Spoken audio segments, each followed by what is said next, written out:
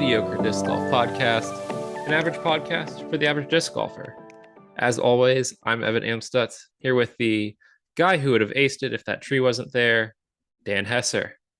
We're happy you could join us. Dan, how are you doing today? That's the dumbest excuse in all of disc golf. My favorite saying in disc golf is, yeah, that would have gone a lot better if only I would have thrown it better. Right. If only I was a better player, I'd have better results, you know?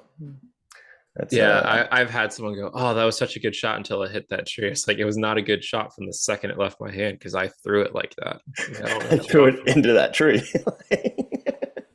Like it was hitting that tree no matter what I did after releasing it. It Yeah, was a bad throw. Like let's not get it yeah, twisted here. yeah, yeah. No, it's I think that the whole pretty much every excuse in the book, aside for wind. Wind is the legitimate, like, because you don't know what the heck the disc is going to do sometimes in the wind. Yeah, that's why you take a 7 on.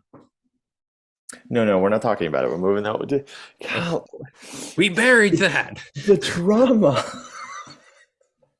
Don't talk about that anymore. You just keep sticking the finger in the wound, Evan. It's never going to heal. But that was the wind, Um, 100%. no, but like, um, Case in point. yeah. So I was playing. So up here where I've been living in the mountains, Mhm. the winds have been like sustained 18, 19, and Nice. then with like, gusts up to 35 or some stuff. Mhm. Um, I had a really cool, by the way, turnover backhand shot. I've been really working on my backhand for my career, and Good. I no, but I was like 430 something feet on a backhand. I was really proud of myself. The wind obviously had a lot to do with it, but I'm taking it. I'm taking it. Nice. But yeah, it does crazy like the wind comes up and like I had like a 3 foot putt that I putted like at the lock, Mhm. and it went up in the air and went like 90 feet, and I was just like, Nice. I know what's about to happen now, boys. Disc dot, baby. Oh, sad day. No, that was all wind. Had nothing to do with my putting. Yeah, that's fair. Um, but yeah, no. How you been, man? What's new with you? Not too much. Little disappointed after the A tier and major calendar got released because they changed the date for Worlds, so I will no longer be able to go. But I've been looking for replacement tournaments. So if anybody has a cool trip, cool tournament, please DM me and let me know any suggestions because I get one trip next year. It was going to be Worlds. Now I get to pick something else. Go to Austin, man. No, I refuse to play Texas disc golf. It's a weird stance to take. You It's told out me how there. great the NADGT wind conditions were, so I just ever since then I've been That's like, I raring to mean, go. one person's opinion. I mean, you got to go out there and You're my only friend, really. Dan. You're all I have. You're the only opinion that I have. This is so much more pressure than I had like just 10 seconds ago.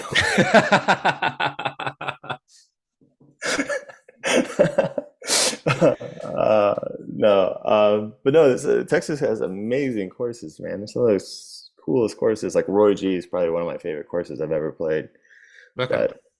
But um, no, yeah, cool. I hope you find what you're looking for out there, man.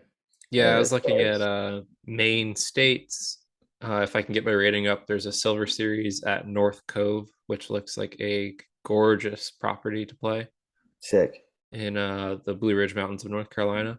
oh, that'd be awesome. Obviously, Ledgestone is there. It's just the whole do I want to drive to Illinois? Yeah, yeah. So I've got time and I got options. So we'll figure it out and keep it locked here because I'm sure I will say where I'm going at some point. Yeah, man. Yeah. That'll draw in the listeners, right? Well, I personally, I've got like 2 more months. Well, like a month, Mm-hmm. all of November, and then I'm back in Florida for a month. So Woo! I am looking forward to playing with the boys again. It's been too long. Yeah, we'll have to do our end of year final tag round. Yeah, yeah. We could stream it live and let everybody realize how mediocre we actually are. Wow, the podcast is right. That's appropriately titled. He missed a 4 foot putt for the second time in a row. It was the wind. It It was was the the wind. wind in Unpredictable. Jacksonville. Yeah, yeah. Those hurricanes, they really pop up there in the middle of winter. You never know. Out of nowhere on a nice sunny day. Exactly, exactly. No, but Jacksonville's actually. I was looking like Paul moved there. Hmm. Ricky is moving or doing like he's helping design a course or something, Hmm. and then John Hulk is designing a course out there. Yes. Down more my direction in St. Yeah, St. Augustine. Augustine. Yeah, That and was one of like my favorite ball golf courses growing up playing in high school. And there's a hole on that nine that got shut down because it used to be a 3-9 yeah, course and they just opened certain nines depending on the day. sure. The nine that they shut down was one of my favorites to play just because there's some cool ball golf holes. And one of them I've always pictured being an incredible two, maybe three disc golf holes because it's a long par 5, ball golf par 5 with water up the right the entire way. Oh, that's sick. And it just, it's a dog leg right around this huge pond.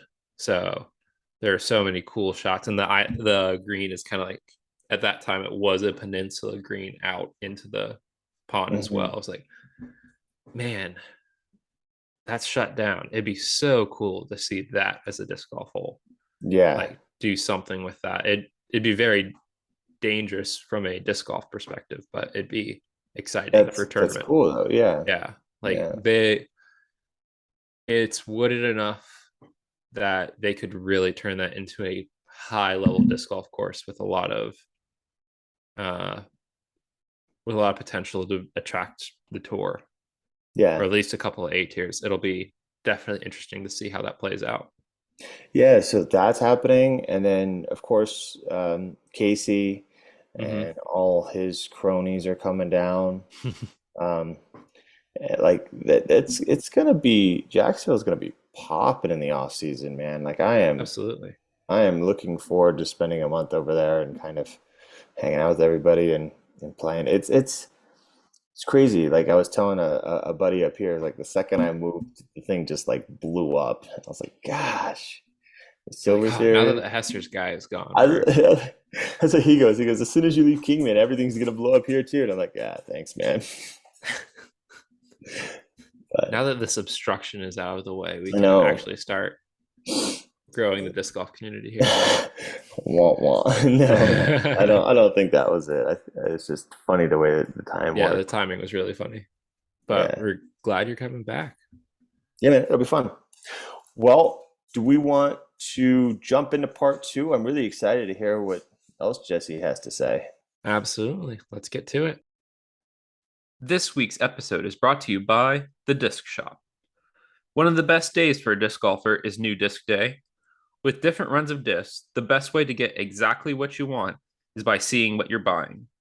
The Disc Shop in Middleburg, Florida has the largest selection in store in Jacksonville. Want the latest from Discmania? The Disc Shop has you covered.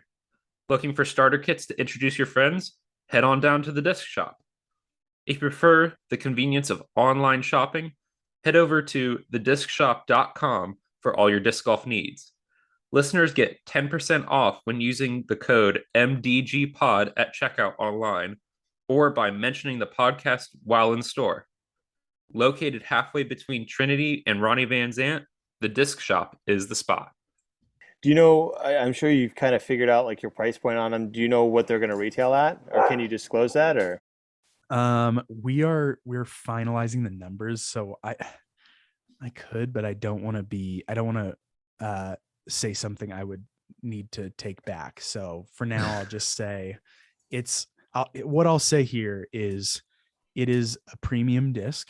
Mhm. These are like by premium, I mean these are fantastic discs. So it's a premium disc made by a small company that can't compete with economies of scale. So, we're not making as much as Discraft. We're not making as much as whoever. And it's been funded by myself. And I've taken all the risk on. Instead of doing a Kickstarter and asking you to take the risk on, I figured I'm going to do it.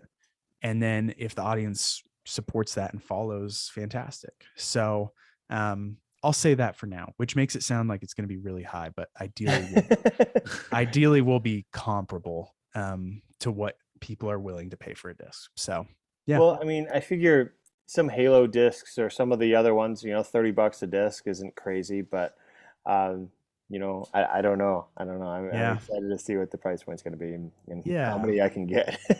Yeah. I mean, our minis have always been more expensive. Our minis are $8. They were $10 at one point. And that's more expensive than anything else really on the market outside of like Hmm. hand poured epoxy minis. So, I'm not necessarily trying to compete with everyone, but I also am frugal as hell. So like I like I really don't buy discs for that much. So Yeah, I'm trying to do something that I would buy. So yeah. that's awesome. That's awesome.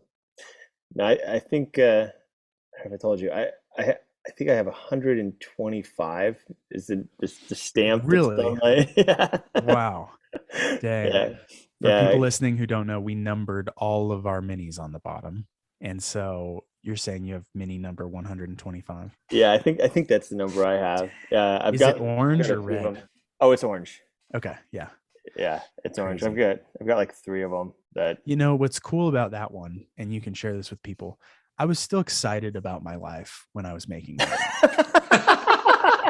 I think nice, I nice. think the number 1000, whoever has like 980 or whatever, like I probably was not too happy doing that. No, I'm just kidding. The No, quality just went straight downhill. I remember it was mini 972 is where I cracked. yeah. No, it's all like I said, it's even through the problems, it's been such a pleasure to be able to do this. So I'm very grateful. So, are you going to limit how many per order when it comes to the disc people can Yeah, get? these are some of those last minute decisions that we're in the middle of. I don't Mhm. mind saying that one though. We are probably going to put a limit on it at a certain number, but we are doing a pre-sale. So the idea is that we'll do a pre-sale that'll ship within 4 weeks. Mhm. So it's not like a pre-sale like Kickstarter, expect it next year. It's like, no, we want to get this to you by Christmas. And, you know, USPS willing, it will get there by Christmas. So we're doing a pre-sale though, because we talked about it a little bit earlier, but I kind of learned my lesson with the minis and whatnot of I can set an amount and say, okay, we're going to drop 5,000 discs, but I don't know if that's going to be the perfect amount or if that's going to sell out in 2 minutes. And Yeah, so the reality is if I do a pre-sale, that offers us the flexibility to be able to say, hey, we'll make sure anyone gets one who wants one. And it'll just be in a certain time frame. But that being said, we will probably limit it to a certain amount. So it's not like massive quantities for certain individuals or whatnot. So it yeah. makes it easier too, as far as like you're talking about fronting the entire cost of the operation. Probably makes that portion quite a bit easier too to Oh yeah. kind of fund a Yeah. little bit of that. I mean, for sure. I just wrote a bigger check for packaging supplies than I paid myself in my first like year and a half. So it's definitely but I'm all in on that. I'm all in on this thing because it's the problem I wanted to solve. It Yeah, wasn't your problem. It wasn't someone else's problem. It was mine. And it really is all of our problem. But at the end of the day, I was the one who chose to do it. So I'll take that risk on. I don't mind because I believe in it. And our YouTube channel, our following, our loyal supporters, like whatnot, like our community, what we are now referring to as our inner core are, the proof that it's a problem other people want to solve too. So yeah, for sure. Well, Evan, I know you had a couple of different questions that people had kind of asked. Yeah. had a few that were similar, so I just kind of lumped them together as one question. Sweet. What's been the most interesting thing that has come out of Trash Panda? Like obviously outside of the putter, but whether it's you're running your YouTube channel and the connections you made, anything like that. What have you found the most like thing you didn't expect to come out of trying to make a disc? A podcast.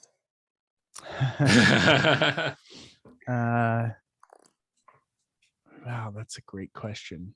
And interesting and didn't expect is vague enough that I could go in so many different directions. So I mean, I like that though. It's challenging. I would say you don't have 2 years to figure out this one though. Yeah, no. Man, now you got me thinking. There's so much. Like the fact that people rallied like they have. I mean, if you look at like sometimes I look at our comments on YouTube or on Instagram and people believe in me more than I believe in myself. Like it's unbelievable. People I've never met are so loyal to the mission. And that's what that was the goal from day one, was to create a movement of disc golfers committed to sustainability in the sport. But at the end of the day, like I don't know, I just didn't expect that loyalty to come so quickly and for them to be so sold out on it. So that's been awesome. And then yeah, I would say probably YouTube as well is probably I love YouTube, and we've built our business around YouTube in large part. And I didn't expect to grow like I have. Like the average YouTuber when I started took 5 years to get to 1,000 subscribers. I'm sorry, to get to 10,000 subscribers. It took us 1 year. It takes the average YouTuber 150 videos to get to 1,000 subscribers, which is mind blowing to me, because we haven't made 150 videos yet.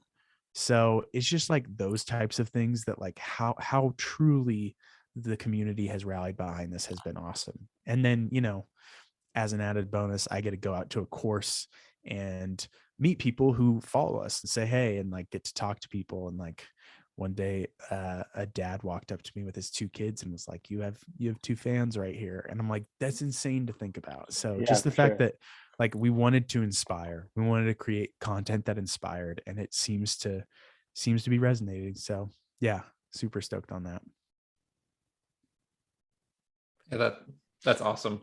That's something that Dan and I hear a lot from content creators and different people within disc golf is you keep grinding. It's surprising how long some of these things can take, but you'll see success if you keep nose to the grindstone.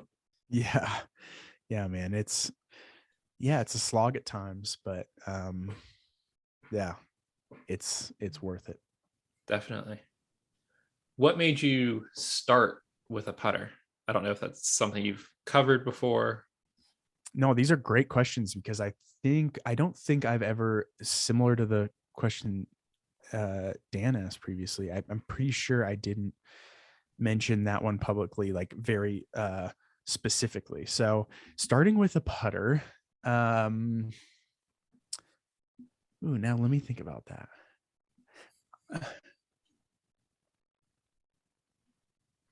I think I just chose a putter and decided to start with a putter. Honestly, like if I'm being genuinely honest, I think it was truly like it just happened. Now, just knowing what I know now, I'm so happy I started with a putter. There's so many different pieces to it and reasons, but like even when it comes down to just the variation of like how a disc flies, you don't see that within 100 feet as much as you see it within 300, 400. So when you're creating distance drivers and your runs are not consistent, that is super obvious. And that's why 2 destroyers never fly the same. So that's like starting with a putter was very, it afforded me the ability to be able to learn a lot on the job. Yeah, I think that was it. I just did it. So yeah, no good reason. Just let's go putter. Was there a reason personal question here. Was there a reason that you made it neutral flying? Was that to target newer disc golfers and make it an accessible disc, or is that just what Jesse likes to throw? No, I am horrible at throwing neutral putters. So part of it is there is that selfishness of I'd like to learn, and how do I learn? I have my disc that I now only throw. So there is that. So that's nice. But no, it was very intentional. That part was very intentional. If I was making a disc for my bag, it would probably be in the overstable slot or something like that, really. So the reason for that was when it comes to sustainability, there's no such thing as one person doing all of the work. And I just, we've always tried to communicate that through our brand, through our work of like we talked about earlier, like, you know, pick up one piece of trash. Let's all do that rather than one person picking up all the trash at this course. And when it comes to what the future of our planet looks like and all of those different things, it's all of us doing something, not one person doing everything. And so I wanted to kind of tell that story through a disc that was accessible to anyone. And if I wanted to go beginner, I'd probably go more understable. And if I wanted to go advanced, I'd probably go more overstable. But if we're right in that neutral slot, it actually can be a fantastic disc for someone who's never thrown.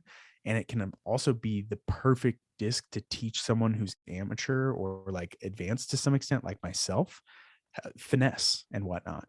And it can be something that a pro would rely on for that specific shot type. So it crossed, as my friends at Joma say, like their bio on Instagram was like, here for everyone 18 down to 18 over. Like, I feel like this disc is here for anyone from 18 down to 18 over. So That's awesome. yeah. Do you have plans to branch out and make your fairway drivers, your distance drivers, your mids, and everything like that? Is that kind of what's down the road, or? Yeah, so many exclusives on this podcast. So Yes. so one of the reasons for the name Inner Core is because back when the earth was formed, um basically it started there and things started to collide into that center. The gravitational pull got bigger, and over time we got the earth that we have today. With that, I wanted to tell the story of like our inner core is the beginning. This is not our end. This is where we start. And so Right. everything in the future will build on this. So yes, mid ranges, fairway drivers, and distance drivers are all in the books. I think I actually have said this publicly, so I'll say it here. But I kind of only want to make 12 discs, understable, stable, and overstable in each category, because I don't want to complicate things. Like I think about beginners getting like a starter set from a company that has 50 plus molds and then going to their website and being like, whoa, what do I get? Or Yeah. going to a retailer's website and seeing all of the things that are available under just one speed or something like that. So we want to keep it relatively simple for beginners. And then the other thing, I think I've talked about this publicly too, so I'll say this, but sustainable starter sets is one thing we're working towards very quickly, so that we could create the first ever starter sets that are designed to be, you know, actually sustainable in use. Because most starter sets are use it 3 times, hit a couple trees, throw them away and move on. And Yeah. so we'd And the like to, packaging is ridiculous. yeah, we'd Like, like to do the sustainable version of that. So yeah. Right. yeah, Awesome. that's super exciting. That's super exciting. Thanks, man. We're big fans of exclusives here. Yeah, Makes the title more clickbaity. You're pulling them all out right now, so I don't know how, but well done. Awesome. So excluding the inner core, because that's just going to be too easy of an answer. What's your favorite bag in your, or disc in your bag? Oh, it's actually pretty easy on this one. So Biofusion Suspect. Okay. I'm a big fan of it. It's, for people who don't know, it was discontinued for a while. They just brought it back this year in a different plastic type. Biofusion is Dynamics like partially recycled line, and it's technically its numbers are 4303, so harp, zone, etc. but I would put it in the 5-speed slot. Like I bag a harp as well, and they're used for entirely different things. So Mhm.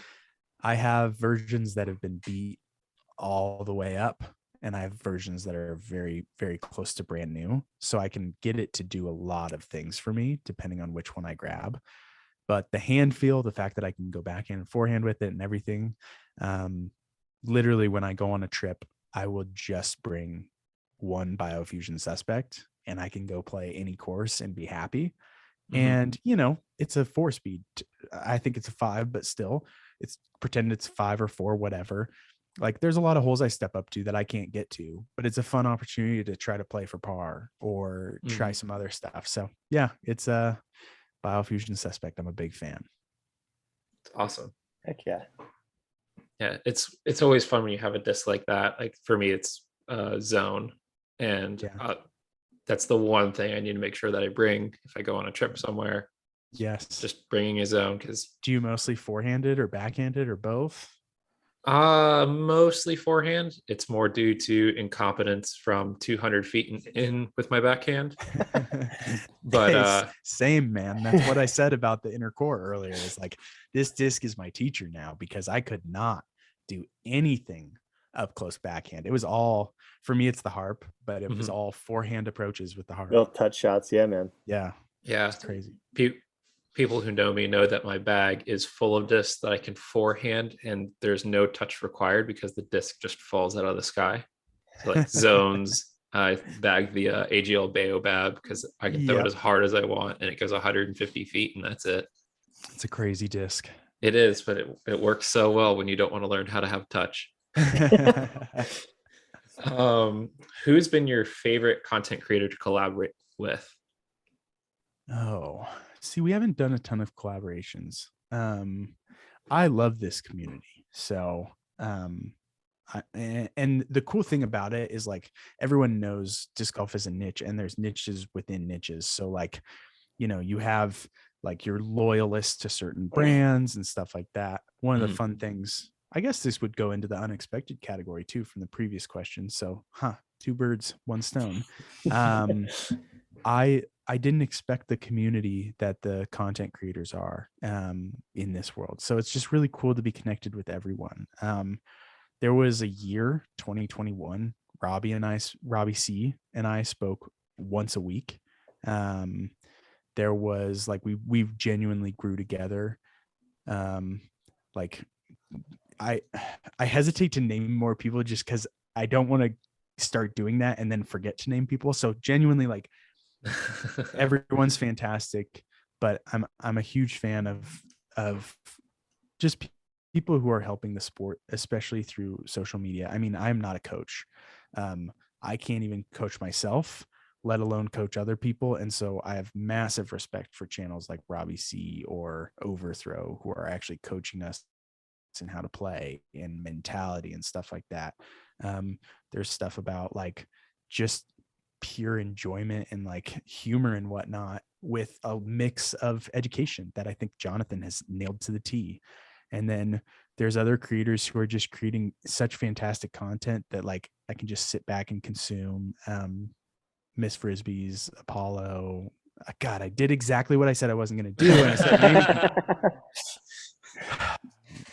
and I've got to just say Michael Holt. Anyway, okay, so I'm done. If I forgot anyone, I apologize. I love them all. Even the coolest part about YouTube, we all started with the same amount of subscribers, which was 0.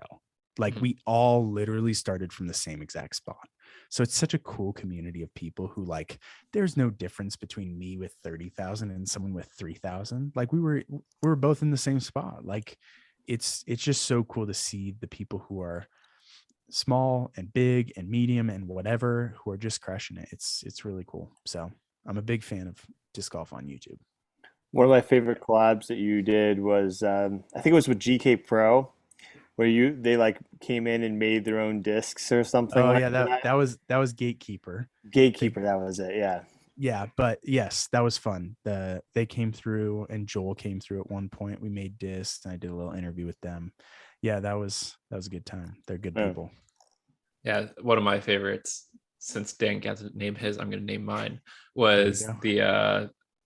the overthrow in Robbie C, mostly where you're designing the course That was in the farm, because that's Yeah. something that I want to do eventually, is have a piece of property that I can put in my course and really focus on like putting in holes to improve my game, putting in holes to challenge me, putting in ones that are more beginner friendly, and like all the things that you're walking through with flow and all that. To quote you, it was interesting. If someone doesn't get why we're laughing at that, they need to go watch that video, because I said interesting about 3,000 times. That was a super fun one. When you said what's your favorite collab, that was the first one that came to mind, just because those guys are all silly. It's a fun group. I unfortunately couldn't make it out to Creators Cup this year, but they did that whole thing that Foundation kind of put on. So it's just cool to see everyone making it happen. I'm just stoked to be a part of it and honored to be in a cohort of people who are like that. Like I'm honored. What else you got? I think that wraps it up, because he's been doing a good job of answering questions before we can even ask them, just like we've been doing a good job getting exclusives out of him. Maybe it's me. Maybe I'm the problem. Well, Dan, do you have any other questions? No. I thank you so much for spending an hour with us on here and kind of talking about Absolutely. everything that's going on. I do want to kind of give you a little bit of time if you want to plug anything, if you want to talk about anything, kind of give you a chance to promo anything you got going on in your life. Yeah. We're launching a disc soon, and check out the Mediocre Disc Golf Pod. That's all I got. This has been fantastic, and I'm honored to be a guest. Thanks for having me. It means a lot to me. So yeah, it's been a blast. And if people want to check us out, I'm sure you'll put links somewhere, or they can just Google Trash Panda Disc Golf and they'll come across something. So yeah. Something. I can't promise, but it'll be something. Yeah, cool. Thank you so much, man. I really appreciate your awesome. time. Thank you, Jesse. Absolutely. So, did you expect to learn that much about the inner core? Man, I'm so stoked that we got Jesse on. I've like I said in the intro of that talking to him there, I've been following Jesse's journey forever now, and it seems like this has been a long time coming. I can't wait to get one of those discs, and I don't even know if I'm going to throw it. I mean, geez, at this point, you know. Yeah, maybe I might get two. Yeah. One on the wall, and then throw the other one. I hope the limit is over two. That's all I'm hoping for. So yeah, I really hope so. But it's always cool to talk to someone who is about what they say they're going to be about. Yeah, for sure. Yeah, and not just going. Talk. Yeah, especially I pick up Trash now because of his videos. So it's always been someone that's cool to see his journey, like you were saying, but to talk to him and get even more details was incredible. Yeah, I used to, when I carried a Zuka card, I would literally have like a garbage bag hanging, like behind it, and I would put trash in all the time and empty it. And now that I carry a backpack, I can't really figure out a good way to attach a bag to it. But man, it's definitely something that I think every disc golfer definitely should do. Pick up a couple pieces of trash, put it in a little, even like a Walmart bag or one of those little plastic bags or something like that, and carry it around and fill it up.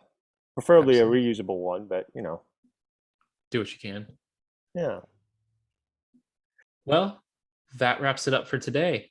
You can find Jesse on Instagram at Trash Panda Disc Golf, Dan at D Hesser, and me at Evan Amstutz DG.